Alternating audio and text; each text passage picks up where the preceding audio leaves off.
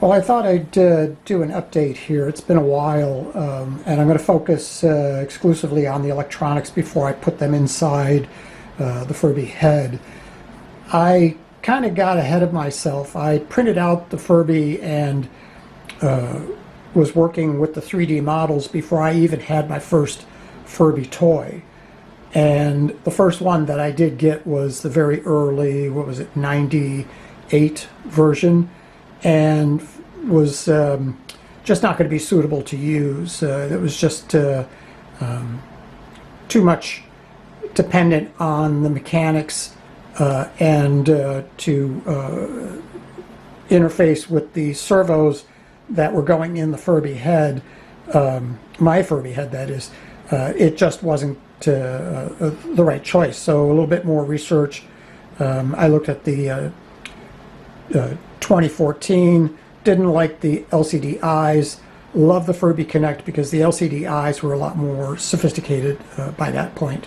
So I'm using its board along with modifications that I've done, namely reorienting this power supply and sensor control board. It was originally perpendicular. I mounted it flat so that its footprint inside the head is a little bit less intense. I also made a 5 and 3.3 volt step down regulator because I'm going to be running this off of a 7.2 volt lithium battery. These two servos are just simulating what's in the head. This one simulates the eyelids, and this one is the beak. Speaking of the beak, I've got a capacitive switch, which I've got these already mounted inside the head, so I had to do a proof of concept out here on the bench to make sure that they were going to work. So this one here is for the beak.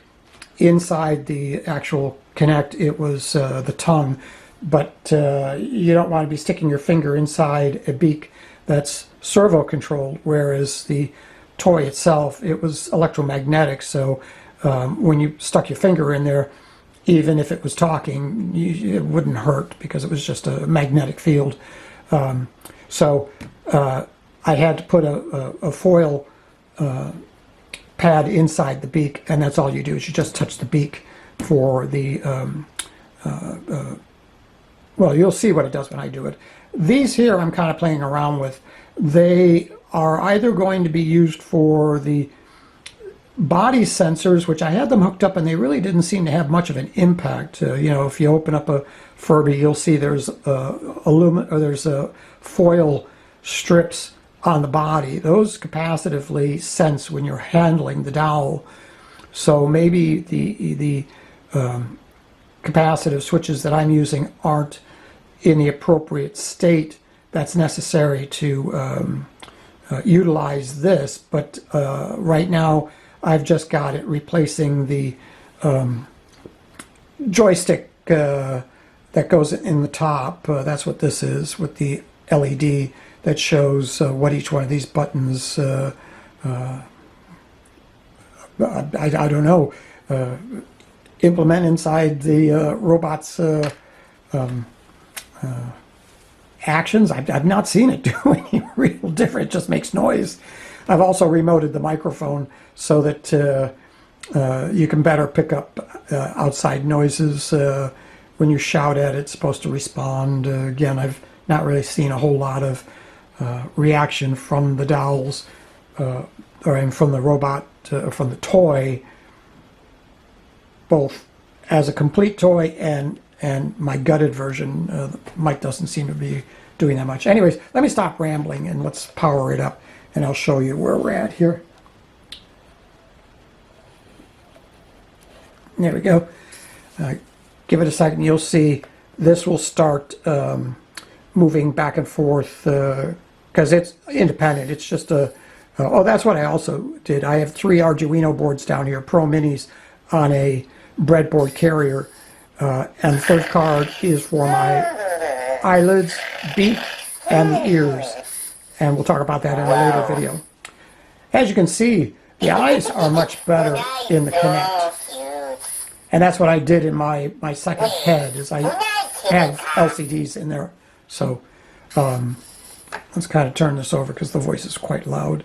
But you'll see. Oh, God's so hungry. God, eat school bus. Oh, yeah, God need this. Okay, so that circuit's working beautifully. Now this is the beak, so you'll see here it will show food. He's not eating. There you go.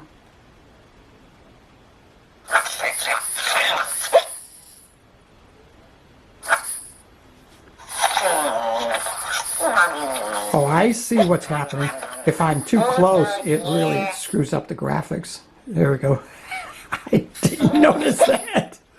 That's probably why I've been screwing up the motherboard. Is I've been touching these things far too much. I hope I'm making sense.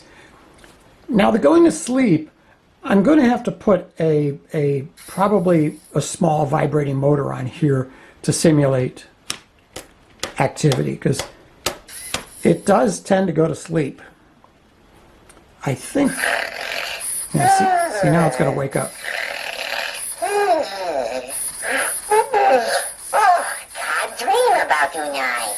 I did notice that when I touch the tail, which that's what this one will do, and you'll hear he just farts a storm. Not bad.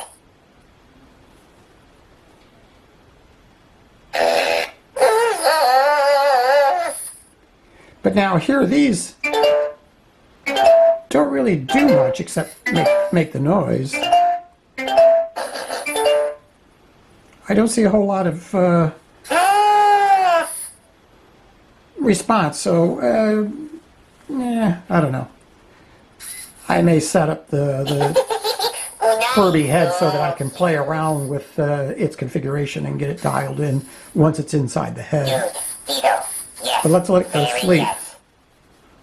And I'll show you how it wakes up just by hitting the tail. I know, right? Now he's just gonna stay on. Be that way. As you can tell, I really am not good at doing these videos, and I really don't like doing them, but it's necessary for my posts.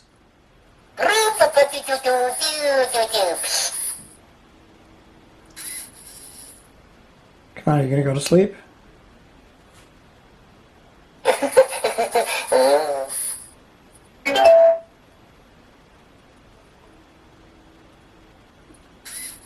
Okay, I guess it kind of sees.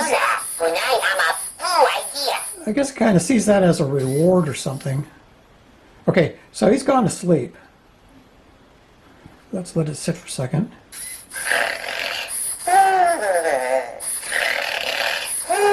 Touching the tail seems to wake him right up.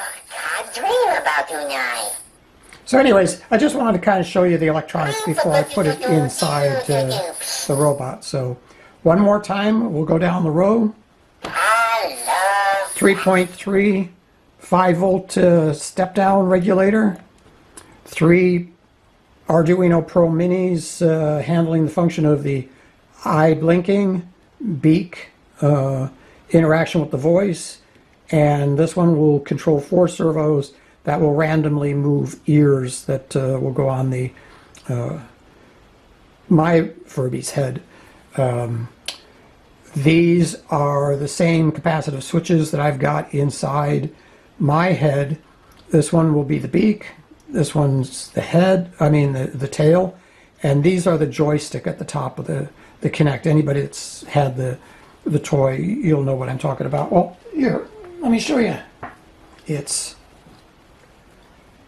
this thing.